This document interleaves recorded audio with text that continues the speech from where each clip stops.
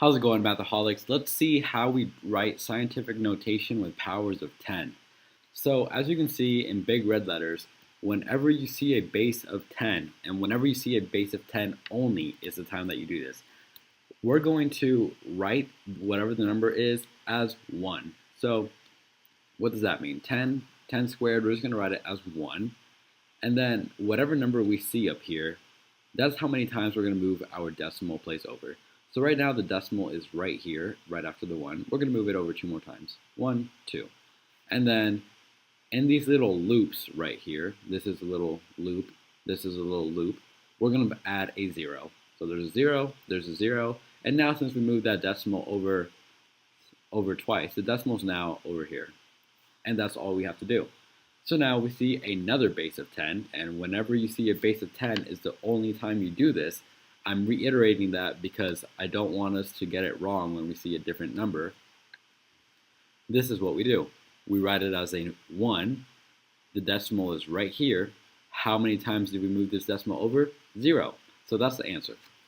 Now let's try another one. Let's say 10 to the 6th. That is not what I was trying to write. Whoops. I'm just all over the place. Excuse me. 10 to the 6th. We have the 1, and then we need to move that decimal over 6 times. Okay, here it is. 1, 2, 3, 4, 5, and 6. Now, all of these little gaps right here, we're just going to fill them in with zeros. 1, 2, 3, 4, 5, and 6.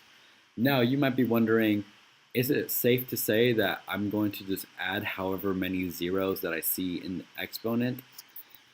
Now, I'm going to explain this to you. Yes and no. That's the only way I can answer that question, because if you think that you can just do that, it's going to throw you off when we start doing negative exponents. So I would just get in the habit of thinking of it as how many times we need to move the decimal. And then once we start doing the negative ones, you'll see exactly why. But for now, let's move on to a different type of scientific notation problem. Okay, let's see, what kind of problems should we do? Let's say we have 8.872, 872. Now, am I going to write this as a 1? No, I'm not, because it's only whenever we see a base of 10. I figured I would just mention that in case someone was quick to write that number 1 down. So what do? Where is the decimal? It's at the end, just like it was whenever we wrote it as a 1. And now this is telling us we need to write it in scientific notation. So how on earth do we do that?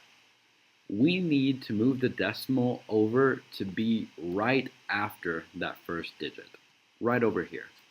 The reason why I was telling us earlier, whenever we see a base of 10, to write it as a 1 with the decimal is for this exact problem that we're about to see right here. Now that we're used to doing that, we know that we need to put that decimal after the first number. So let's go ahead and do that. And then write the rest exactly how it is. And so now that we have done that, how do we express the rest of this number? We're going to say times 10. How many times did we move the decimal? Twice. That's it. That's all you have to do. And then the reason why I started this off with explaining powers of 10 was because we're going to have to write the base of 10, and I thought it would just make it a little easier to do it that way. Let's try a different problem. We're going to try a few more because if this was my first time learning it, this would not be enough for me to understand it. So I just want to make sure we completely understand everything. 90. What is the first thing we do? It is not a base of 10, so I don't want to just write down a 1. Where does our decimal go? It starts off at the end, but then where does it need to go? It needs to go after that first number.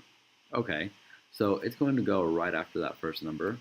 That's just 9 point. And then what is the base number that we've been writing? It's just times 10. How many times did I move that decimal place over? 1 time. And there we go, just 1 time. Technically, you don't need this little decimal here because it's just a 1-digit number, but just because we're getting used to how to do things properly, I figured we would do that. All right, and now let's do a couple more just to make sure we understand everything. Let's see. Let's try a bigger number. 796,000. We want to write this number in scientific notation. How are we going to do this?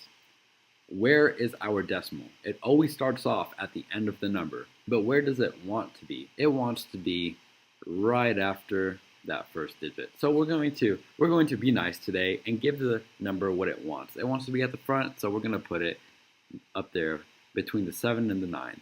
9, 6. And now you might be wondering, do I keep writing all these zeros? There's no need to, because if I say, for example, I have $10. If I say I have $10, or if I say I have $10.000000, does that value change? No, I do not have any more or any less money. So we do not need to keep writing all those zeros. However, we are going to represent those zeros in our exponent. Now, how do we do that? Times, what number do we think we're going to put here? 10, just like we've been doing. And then what number goes up here? Remember how I was saying it's how many times we moved that decimal? So let's see how many times did we move it. It started off back here, correct? I hope you said correct. So here it goes. 1, 2, 3, 4, and 5. And we know it ended up here because if we look down here, there it is. So now we're just going to write that as a 5. And that's it. That's all we have to do. Let me just clear some of this up. That's all we have to do to write our numbers in scientific notation.